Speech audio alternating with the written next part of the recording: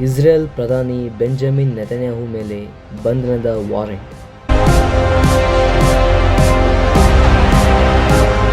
ನಿಜವಾಗಲೂ ಇಸ್ರೇಲ್ ಪ್ರಧಾನಿ ಬಂಧನಕ್ಕೆ ಒಳಗಾಗುತ್ತಾರೆಯೇ?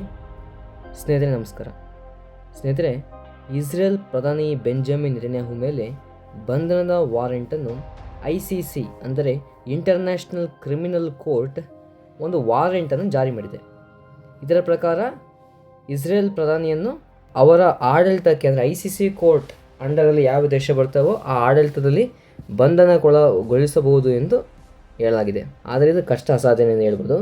ಇದಕ್ಕೆ ಪ್ರಮುಖ ಕಾರಣ ಅಂದರೆ ಇರಾನ್ ಪ್ರಾಕ್ಸಿಗಳ ವಿರುದ್ಧ ಯುದ್ಧ ಮಾಡುವಾಗ ಇಸ್ರೇಲ್ ಅನೇಕ ನಾಗರಿಕರನ್ನು ಯಾವುದೇ ಮಾನವೀಯತೆಯನ್ನು ತೋರದೆ ಕೊಂದಿದೆ ಎನ್ನುವುದು. ಇರಾನ್ ಪ್ರಾಕ್ಸಿಗಳಂದರೆ ಹಮಾಸು, ಹೆಜ್ಬುಲ್ಲಾ, ಹೌತಿಗಳು.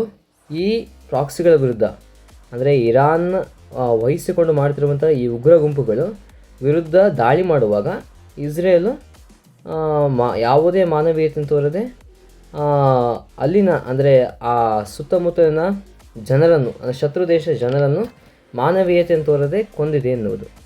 ನಿಜವಾಗಲೂ ಒಂದು ದೇಶದ ಪ್ರಧಾನಿಗಳನ್ನು ಬಂಧಿಸಲಾಗುತ್ತದೆ ಎಂದರೆ ಅದು ಕಷ್ಟ ಸಾಧ್ಯ.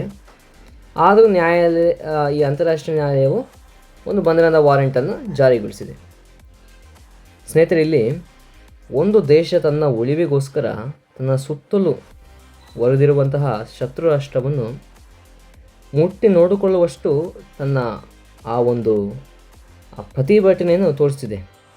ಆ ದೇಶವು ಅಕ್ಟೋಬರ್ 7ರಂದು ಕಂಡು ಕೇಳರಿಯದ ಆ ಒಂದು ಮರಣ ಮೃದಂಗ ಏನು ಆ ಹಮಾಸ್ ಮಾಡಿತೋ ಅದಕ್ಕೆ ತಿರುಗಿ ಬಿದ್ದ ಇಸ್ರೇಲು ಹಮಾಸನ್ನು ನಾಮಶೇಷ ಮಾಡಿದೆ ಅಂತಲೇ ಹೇಳ್ಬೋದು.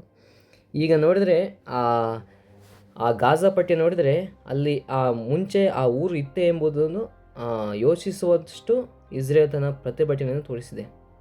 ಅದೇನಿದ್ದರೂ ಅಂದರೆ 100 ಕುರಿಗಳು ಒಂದು ಸಿಂಹವನ್ನು ಕೊಲ್ಲಾಗುವುದಿಲ್ಲ, ಹಾಗೆ ಒಂದು ಸಿಂಹ 100 ಕುರಿಯನ್ನು ಕೊಲ್ಲಬಹುದು.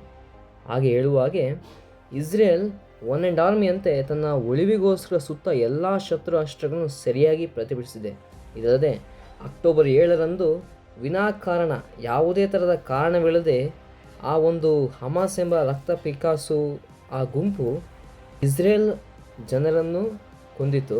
ಅದಕ್ಕೆ ತಿರುಗಿ ಬಿದ್ದ ಇಸ್ರೇಲ್ ಹಮಾಸ್ ಸರ್ವನಾಶವನ್ನು ಮಾಡಿದೆ ಅಂತಲೇ ಹೇಳ್ಬೋದು. ಇರಾನ್ ಪ್ರಾಕ್ಸಿಗಳು ಅಲ್ಲಿನ ಮುಗ್ಧ ಜನರನ್ನು ತನ್ನ ಹ್ಯೂಮನ್ ಶೀಲ್ಡ್ ಆಗಿ ಮಾಡಿಕೊಂಡು ತನ್ನ ಯುದ್ಧವನ್ನು ಮುಂದುವರಿಸಿದೆ ಅಂತಲೇ ಹೇಳ್ಬೋದು. ಅದೇನಿದ್ದರೂ ಇಸ್ರೇಲ್ ತನ್ನ ಜನರನ್ನು ಸಂರಕ್ಷಿಸಿಕೊಳ್ಳುವ ರೀತಿಯನ್ನು ಈ ಜಗತ್ತೇ ಮೆಚ್ಚಿದೆ.